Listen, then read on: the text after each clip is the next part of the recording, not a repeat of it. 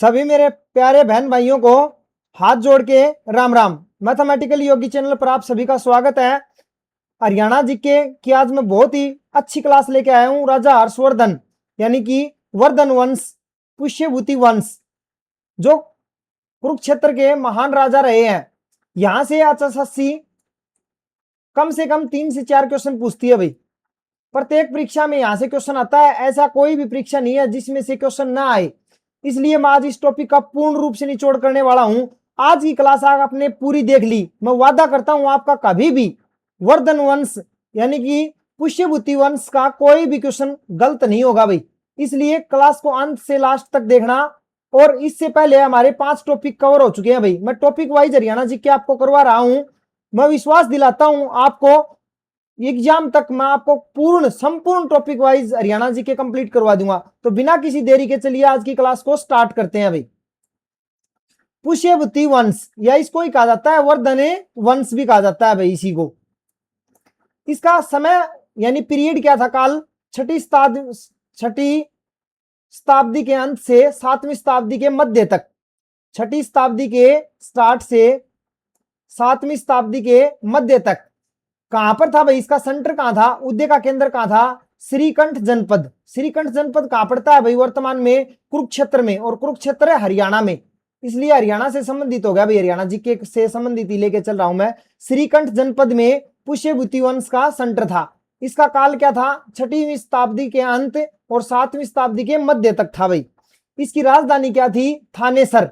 स्थानेसर भी बोला जाता था इसको, स्थानेसर। इसी का पुराना नाम था स्थानेसर और अब क्या है, थानेसर।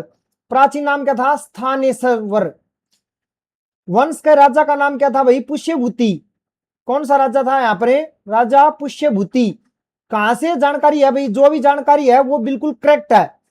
बाणभट्ट की पुस्तक है हरिश्रित, उसमें लिखा हुआ है कि राजा पुष्यभूति इस वंश के क्या थे, संस्थापक थे भाई। इन्होंने क्या करवाया था भाई, यहाँ पर कुरुक्षेत्र में जो स्थानेश्वर था, पुष्यभूति वंश ने एक मंदिर का निर्माण करवाया था, शिव मंदिर, थानेश्वर का शिव मंदिर। लेकिन याद रखना, इसमें पूछ लेता है पुनर्निर्माण किसने करवाया था, तो मराठा सरदार था सदाशिवराव भाव, उसने इसका क्या करवाया था, इस मंदिर का पुनः निर्माण करवाया था भाई। आज हम क्या पढ़ रहे हैं, पुष्यभूति वंश पढ़ रहे हैं। इसका काल क्या था, 6वीं शताब्दी के अंत और 7वीं शताब्दी के मध्य था भाई। इसका सेंटर कहां था, हरियाणा में, श्रीकंठ जनपद, जो वर्तमान में कुरुक्षेत्र हरियाणा में है भाई। राजधानी क्या थी इसकी प्राचीन, थानेश्वर। क्या थी भाई, थानेश्वर। और इसका राजा का नाम क्या था, जो इसका संस्थापक था, राजा पुष्यभूति। यहाँ कहां से जानकारी मिलती है, ये बाणभट्ट की पुस्तक है हरिश्रित, वहां से हमें इसकी जानकारी मिलती है भाई। स्थानेश्वर का शिव मंदिर का निर्माण पुष्यभूति वंश ने करवाया था। लेकिन इसका पुनर्निर्माण पूछे तो कौन था, मराठा सरदार सदाशिवराव ने करवाया था भाई। प्रभाकर वर्धन इसे का जो राजा था, यहां से हम पढ़ना स्टार्ट करते हैं भाई। यहां से कहानी स्टार्ट होती है। प्रभाकर वर्धन, प्रभाकर वर्धन वास्तविक शक्तिशाली शासक था भाई इस वंश का। इस वंश के प्रथम अत्यंत शक्तिशाली और स्वतंत्र राजा था। ये क्या था, एक स्वतंत्र राजा था, बहुत शक्तिशाली राजा था। इसके पिता का नाम क्या था, आदित्य वर्धन था नाम। क्या नाम था इसके पिता का नाम, पूछ लेता भाई। प्रभाकर वर्धन के पिता का नाम क्या था, आदित्य वर्धन था। और माता का नाम महासेन गुप्ता था। माता का नाम महासेन गुप्ता। किसकी बात कर रहा हूं मैं, प्रभाकर वर्धन की बात कर रहा हूं भाई, जो इस वंश का वास्तविक शक्तिशाली शासक था। इसका विवाह किसके साथ हुआ था, इसका विवाह हुआ था यशोमती के साथ। इसकी पत्नी का नाम क्या था, रानी यशोमती। इसके 3 संतानें पैदा हुई भाई, किसके, प्रभाकर वर्धन के। प्रभाकर वर्धन का विवाह किससे हुआ था, यशोमती के साथ हुआ था भाई, रानी यशोमती के साथ। इसमें सबसे बड़ा क्या था, राज्यवर्धन, इसका बड़ा पुत्र था भाई। फिर उसके बाद हुई थी राजश्री, और सबसे छोटा क्या था, राज्यवर्धन था भाई। यानी कि सबसे बड़ा जो पुत्र था वो था राज्यवर्धन। उसके बाद इसकी पुत्री थी राजश्री, ये इसकी पुत्री थी। सबसे छोटा था वो था हर्षवर्धन। क्या था, हर्षवर्धन। आज की हमारी क्लास का मुख्य फोकस है वो राजा हर्षवर्धन पे ही है। सबसे छोटा था और इसका जन्म कब हुआ था भाई, 590 ईस्वी में। शताब्दी पूछे तो छठी हो जाएगी भाई, शताब्दी कौन सी हो जाएगी, छठी। और इसका जन्म कब हुआ था, 590 ईस्वी में। कई बार शताब्दी पूछ लेता है, तो 6ठी शताब्दी में इसका जन्म हुआ था। यानी कि प्रभाकर वर्धन का विवाह किससे हुआ, यशोमती से। प्रभाकर वर्धन के पिता का नाम क्या था? आदित्यवर्धन था। माता का नाम क्या था? महासेन गुप्ता था। इसको कितनी संतानें हुई भाई? 3 संतान हुई। सबसे पहले इसको पुत्र रत्न की प्राप्ति हुई जिसका नाम था राज्यवर्धन। उसके बाद इसकी एक पुत्री हुई भाई, सबसे बड़ा जो पुत्र था वो था राज्यवर्धन। फिर इसके पुत्री प्राप्त हुई राजश्री, और सबसे छोटा था वो था हर्षवर्धन। हर्षवर्धन का जन्म कब हुआ था भाई? 590 ईस्वी में हुआ था भाई। पुत्री राजश्री थी इसकी, जो इसका विवाह किससे किया गया था? कन्नौज के मोखरी राजा था भाई। कन्नौज के मोखरी राजा ग्रहवर्मा, ग्रहवर्मन भी लिख दिया जाता है, इंपॉर्टेंट है भाई, इसको मार्क कर लीजिए। जो इसकी पुत्री थी राजश्री, उसका विवाह कहां हुआ था? कन्नौज के मोखरी राजा ग्रहवर्मन के साथ हुआ था भाई।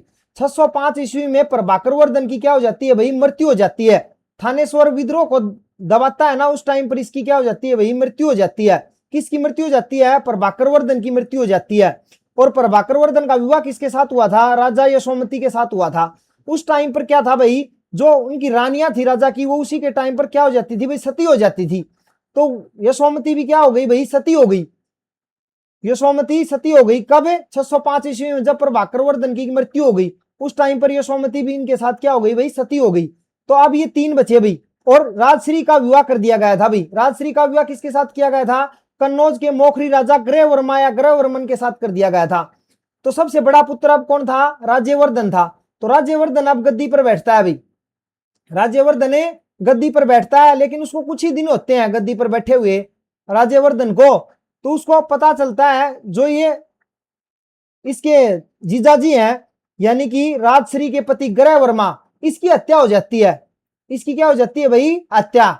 आगे चल के हम पढ़ेंगे इसकी क्या हो जाती है? हत्या। और ये बदला लेने के लिए वहां से निकल पड़ता है, वहां से बदला लेने के लिए निकलता है और युद्ध को जीत लेता है। लेकिन शशांक एक राजा होता है, वो इसको धोखे से घर पर बुला के मार देता है और राज्यवर्धन की मृत्यु हो जाती है। उसके बाद हर्षवर्धन राजा बनता है भाई 16 साल की आयु में। आगे चल के देखेंगे अगली स्लाइड पे क्या होता है। धोखा और प्रतिशोध की कहानी है भाई। ये इतिहास के 2 खलनायक हुए हैं भाई यहाँ पर। एक तो था देवगुप्त। देवगुप्त कहां का शासक था? मालवा का शासक था भाई। कहां का शासक था? मालवा का। और शशांक कहां का शासक था? बंगाल का गौड़ वंश का शासक था भाई शशांक। और देवगुप्त कहां का था? मालवा का। और जो इसका विवाह हुआ था, ये देखो इसका जो विवाह हुआ था किसका? राजश्री का। वो हुआ था कन्नौज के मोखरी राजा, कन्नौज के मोखरी राजा ग्रहवर्मा के साथ। यानी कन्नौज का राजा था ग्रहवर्मा। ग्रहवर्मा के साथ किसका? राजश्री का विवाह हुआ था भाई। राजश्री का विवाह हुआ था ग्रहवर्मा के साथ।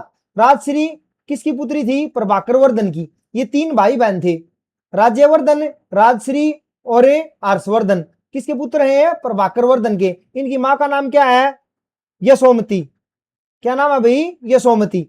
तो जैसे ये ग्रहवर्मा है ना, ये 2 है, एक तो देवगुप्त है मालवा का शासक और एक शशांक है। ये दोनों आपस में मिल जाते हैं भाई।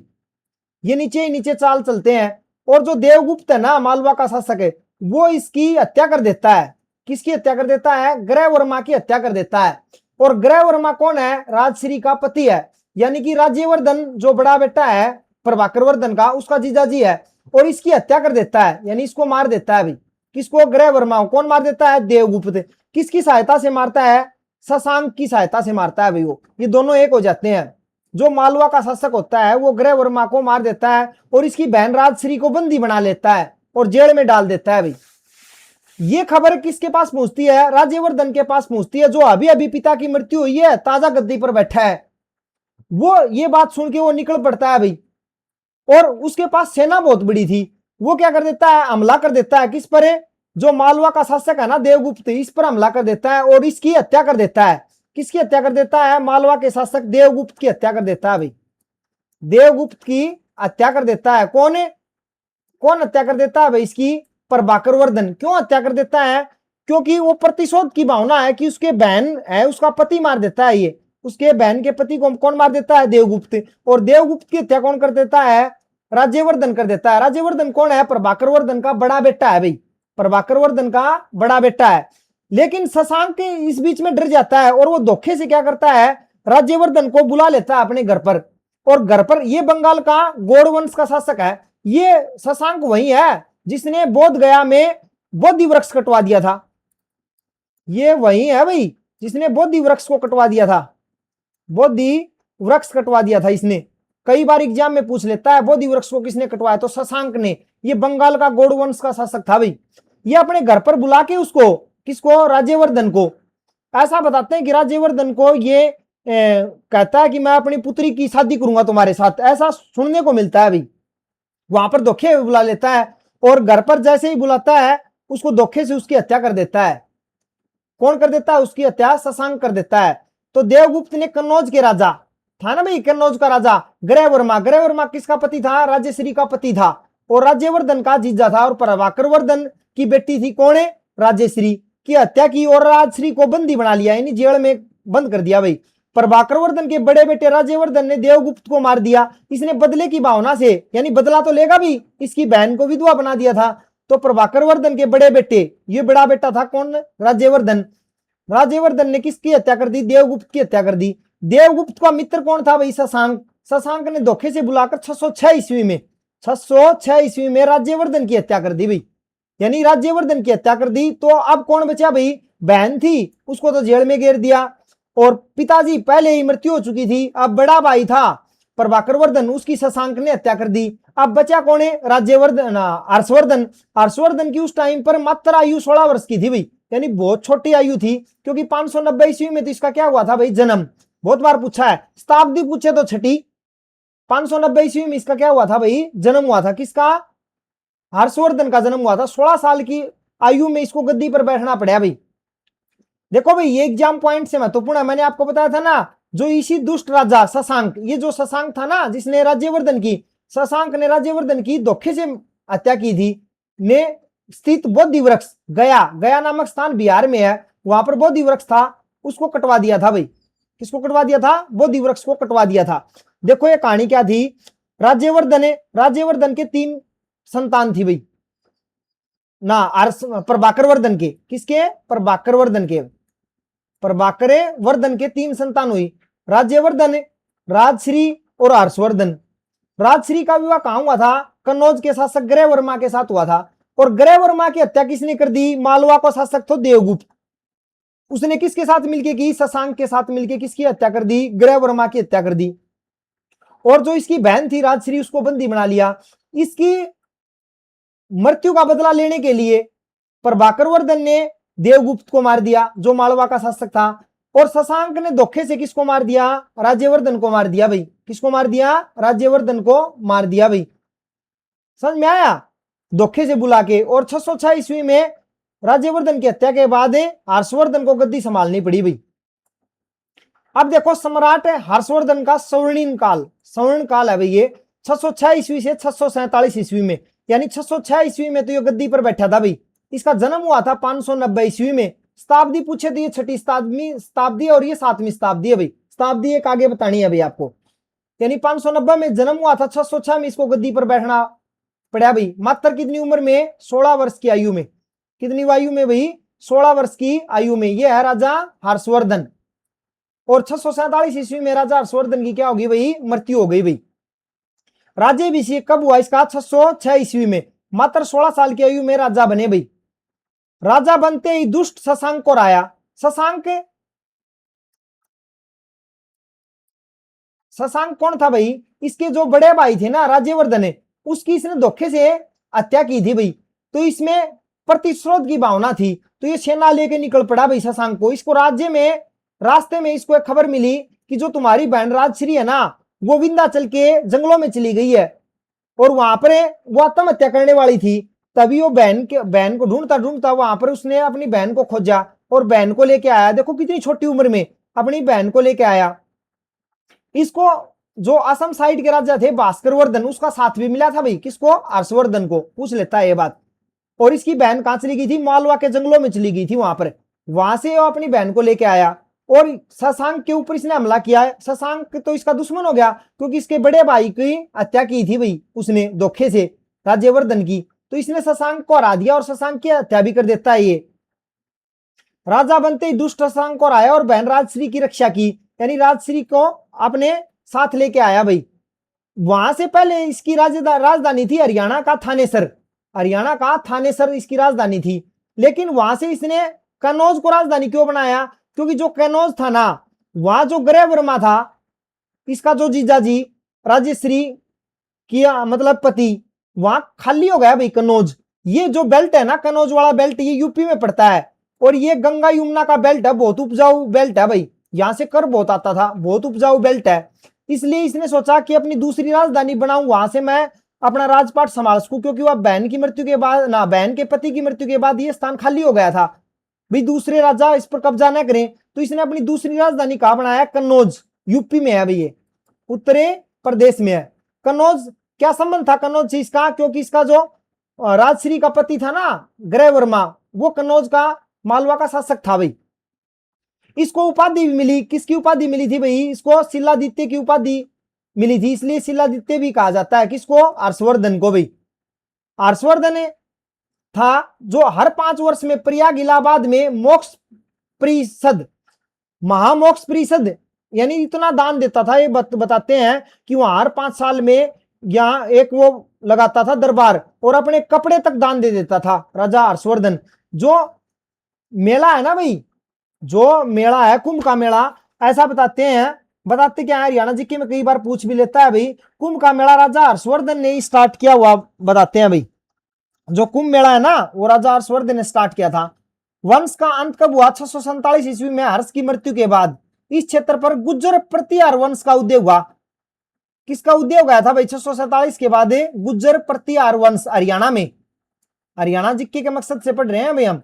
हरियाणा में उसके बाद कौन से वंश का हो गया? गुज्जर प्रतिहार वंश का उदय हो गया। एक इसके जो शासनकाल था, राजा हर्षवर्धन का शासनकाल था, जो हर्षवर्धन की जो पहली राजधानी थी ना भाई, वो थानेश्वर थी भाई, थानेसर। ये कहां पड़ता है भाई? कुरुक्षेत्र में। इसने अपनी दूसरी राजधानी किसको बनाया था? कन्नौज को बनाया था भाई। किसको बनाया था? कन्नौज को बनाया था। दूसरी राजधानी किसको बनाया था? कन्नौज को बनाया था। एक चीनी यात्री था ह्वेनसांग, जो 629 ईस्वी में, कब आया था ये? 629 ईस्वी में आया था भाई। 629 ईस्वी में हर्षवर्धन के दरबार में आया था। ये चीनी यात्री था भाई। कौन था ये? चीनी यात्री था। राजा हर्षवर्धन के काल में कब आया था ये? 629 ईस्वी में आया था भाई। लेकिन 634 से 644, यानी कि 10 साल ये हरियाणा में रहा था भाई, थानेश्वर में। 634 से 644 हरियाणा में रहा था भाई, 10 साल तक इसने।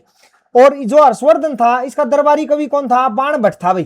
कौन था? बाणभट्ट। और बाणभट्ट की प्रमुख रचनाएं क्या है? एक तो हरिश्रित है और एक है कादम्बरी, बहुत मोस्ट इंपोर्टेंट है भाई। दरबारी कवि कौन था?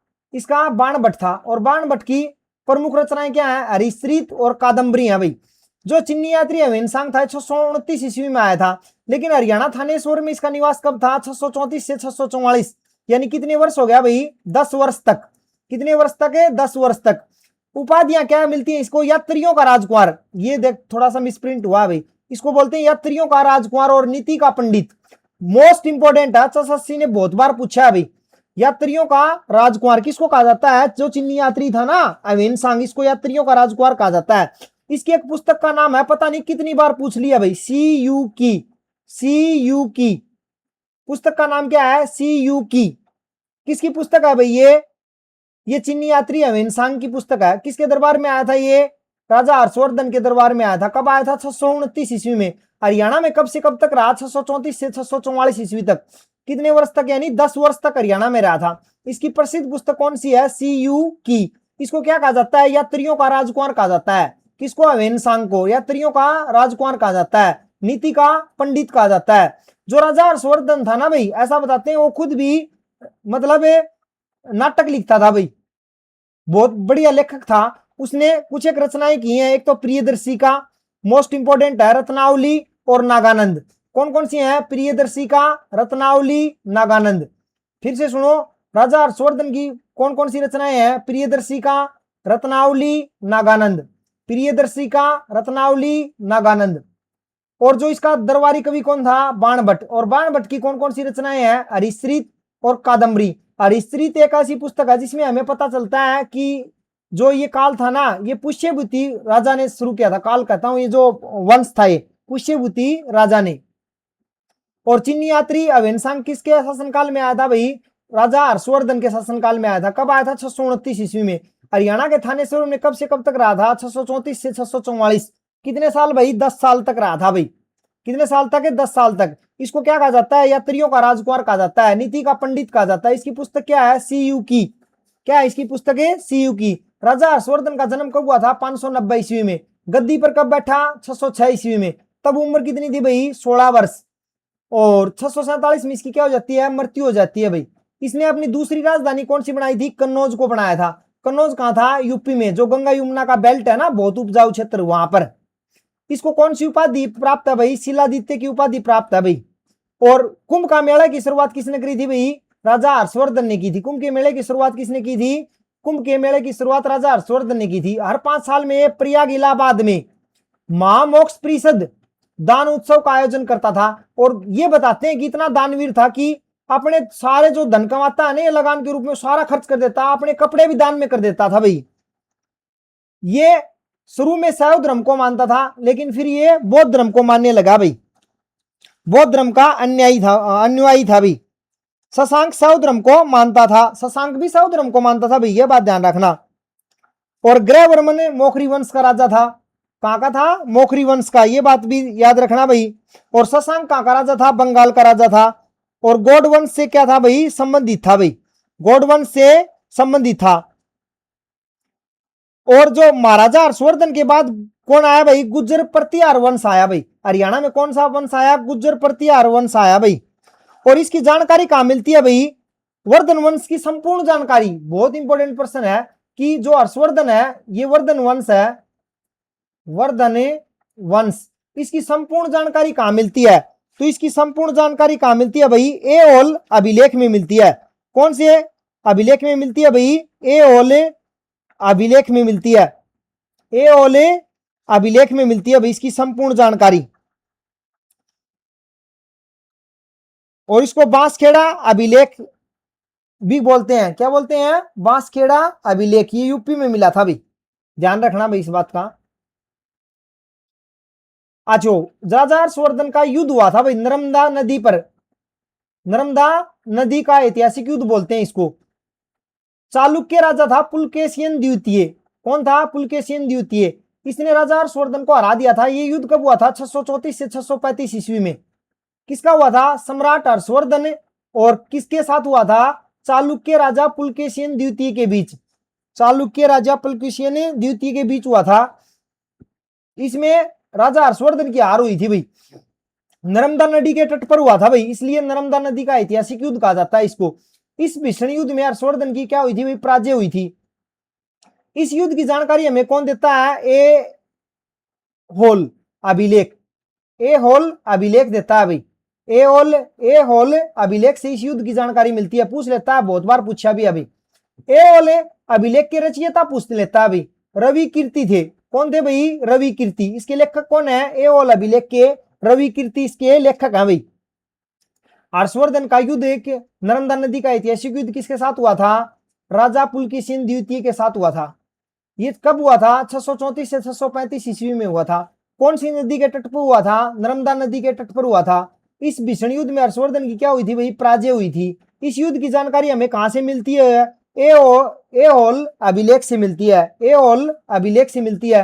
इसके रचयिता कौन है? रवि कीर्ति थे भाई। रवि कीर्ति थे इस होल के रचयिता, एओल के रचयिता। अब देखते हैं भाई इसकी क्वेश्चन देखते हैं। हरिश्चरित के अनुसार वर्धन वंश की किस जनपद का राजा था? तो श्रीकंठ जनपद का राजा था भाई। थानेश्वर कुरुक्षेत्र, थानेश्वर कुरुक्षेत्र में पड़ता है श्रीकंठ जनपद। हर्षचरित के अनुसार वर्धन वंश की किस जनपद का राजा था? श्रीकंठ जनपद का राजा था भाई। थानेश्वर के शिव मंदिर का पुनर्निर्माण किसने करवाया था? इसका निर्माण किसने करवाया था भाई? पुष्यभूति वंश ने करवाया था। लेकिन इसका पुनर्निर्माण किसने करवाया था भाई? सदाशिव राव भाव ने करवाया था भाई। किसने करवाया था? सदाशिव राव भाव ने करवाया था। प्रभाकर वर्धन कौन था भाई? प्रभाकर वर्धन है इसको, प्रभाकर वर्धन पहला राजा था थानेसर का जो बहुत शक्तिशाली था। और किसका पिता था भाई? वो हर्षवर्धन का पिता था। इसके 3 संतान थी। कितनी संतान थी? 3। पहली क्या था, राज्यवर्धन, राज्यवर्धन। दूसरे नंबर पर थी राज्यश्री, पुत्री थी भाई ये बड़ा पुत्र था इसका। और फिर क्या था, हर्षवर्धन। ठीक है, इसका विवाह किसके साथ हुआ था, यशोमती के साथ हुआ था, रानी यशोमती के साथ। इसकी मृत्यु कब हुई थी, 506 ईस्वी में, 506 ईस्वी में। फिर यशोमती इसके साथ क्या हो गई थी भाई, सती हो गई थी।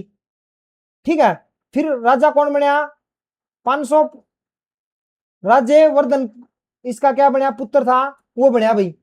राज्यवर्धन की मृत्यु के बाद कौन बनया, हर्षवर्धन बनया था भाई। ठीक है भाई, तो इसका पुनर्निर्माण किसने किया था, प्रभाकर वर्धन ने करवाया था। और हर्षवर्धन का जन्म कब हुआ था, 590 ईस्वी में।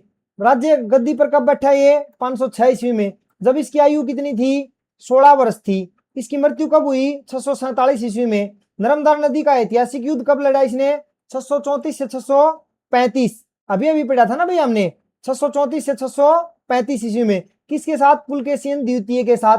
कहां पर हुआ था, नर्मदा नदी के तट पर हुआ था। इसकी पराजय हुई, ये जानकारी हमें ओल अभिलेख देता है। इसके रचयिता कौन थे, रवि कीर्ति थे भाई। कौन थे इसके रचयिता, रवि कीर्ति थे।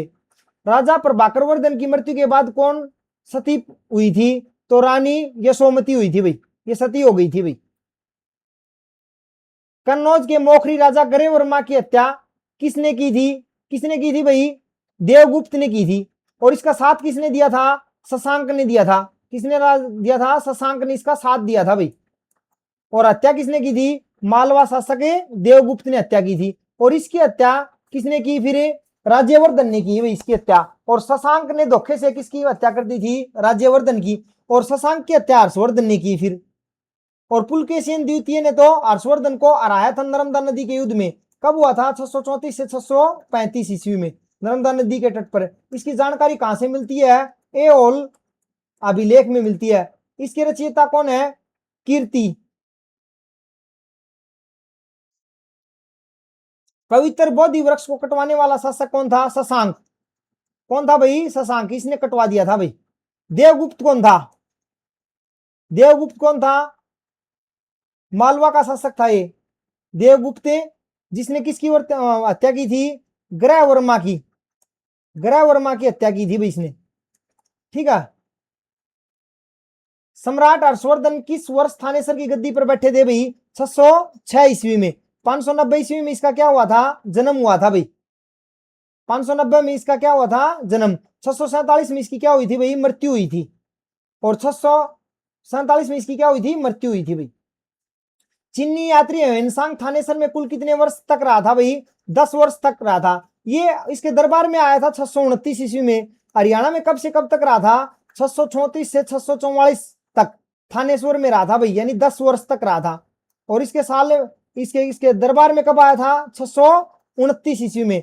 हर्षवर्धन ने राजधानी किसको बनाया था पहले, थानेश्वर को, थानेसर को। ये कहां पड़ता है, कुरुक्षेत्र में। दूसरी राजधानी किसको बनाया था, कन्नौज को। ये कहां पड़ता है, यूपी में पड़ता है भाई। कहां पड़ता है, यूपी में। हर्ष का टिल्ला कहां है, थानेश्वर में। कहां है भाई, थानेश्वर में हर्ष का टिल्ला है भाई।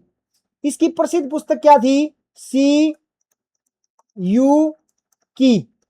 किसकी पुस्तक थी, अवेनसांग की। अवेनसांग की पुस्तक का नाम क्या था, सी यू की। इसको यात्रियों का राजकुमार कहा जाता है, किसको, अवेनसांग को। यात्रियों का राजकुमार किसे कहा जाता है, अवेनसांग को।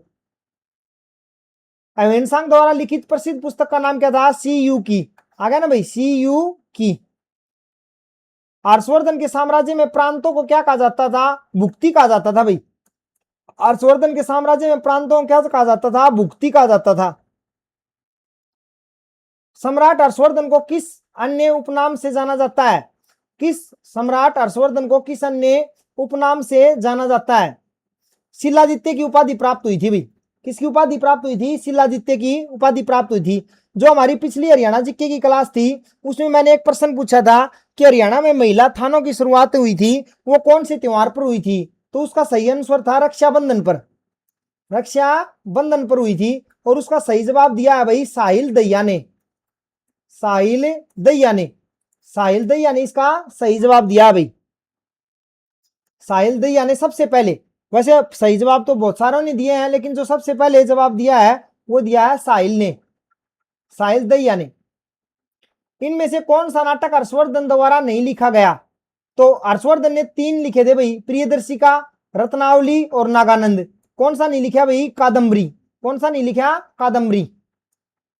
हर्षवर्धन और पुलकेशिन द्वितीय के बीच युद्ध कब हुआ था? 634 से 635 ईस्वी में। इसमें किसकी हार हुई थी? नर्मदा नदी के तट पर लड़ा गया था भाई, ये नर्मदा नदी के तट पर लड़ा गया था। और इसमें हर्षवर्धन की क्या हुई थी भाई? हार हुई थी। ये जानकारी हमें ए होल पुस्तक देती है भाई, ए होल पुस्तक। हर्षवर्धन की हार का उल्लेख करने वाला ए होल अभिलेख किसके द्वारा लिखा गया था भाई? रवि कीर्ति के द्वारा। किसके द्वारा? रवि कीर्ति के द्वारा। किसके द्वारा लिखा गया था? रवि कीर्ति के द्वारा लिखा गया था भाई। हर प्रत्येक वर्ष में महामोक्ष परिषद कहां आयोजित होती थी? प्रयाग इलाहाबाद में। और कुंभ का मेला भी ये बताते हैं कि किसने स्टार्ट किया था? हर्षवर्धन ने। ये इतना दानी था कि अपने कपड़े तक दान दे देता था भाई। यहां पर 647 ईस्वी में हर्ष की मृत्यु के बाद हरियाणा में किस वंश का उदय हुआ भाई? गुर्जर प्रतिहार वंश का। कौन से वंश का हुआ उदय? गुर्जर प्रतिहार वंश का उदय हुआ था भाई। किसकी मृत्यु के बाद हुआ था ये? किसकी मृत्यु के बाद हुआ था? राजा हर्षवर्धन की मृत्यु के बाद हुआ था भाई। इसकी जानकारी हमें किस में मिलती है भाई? कि 647 के बाद गुर्जर प्रतिहार वंश हरियाणा में हुआ था। तो इसकी जानकारी हमें मिलती है बांसखेड़ा अभिलेख में। बांसखेड़ा, मैं यहां पर लिख देता हूं, बांसखेड़ा अभिलेख में इसका वर्णन है भाई। नोट कर लेना भाई इसको, बांसखेड़ा अभिलेख में। बांसखेड़ा अभिलेख कहां से मिला है भाई? ये शाहजादपुर, शाहजादपुर यूपी में।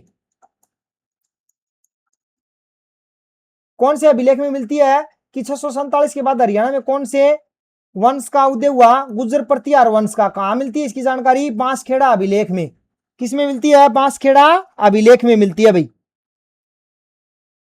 तो आज की क्लास आपको कैसी लगी? अगर आपको आज की क्लास पसंद आई हो तो चैनल को सब्सक्राइब करना, लाइक करना मत भूलना भाई। आप वीडियो को लाइक बहुत कम करते हो, ये कंजूसी मत किया करो। और वीडियो को ज्यादा से ज्यादा शेयर करना। धन्यवाद।